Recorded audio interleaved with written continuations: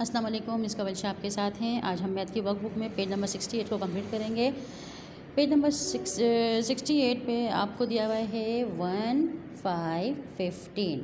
क्या लिखा हुआ है यहाँ पे 1 5 15 1 5 15। अब हम आप यहाँ पर ट्रेसिंग करेंगे, ठीक है बेटा। 1 5 15 1 5 15 1 5 15।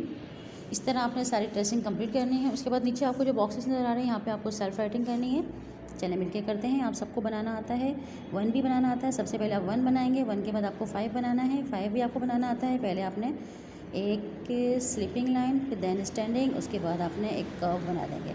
तो 1 5 15 हो जाएगा। 1 5 15 1 5 15 1 5 15 1 5 15 1 5 15। इस तरह से आपने पूरा पेज को कंप्लीट करना है। ओके, मिलते हैं हम नेक्स्ट क्लास में। अल्लाह हाफिज़।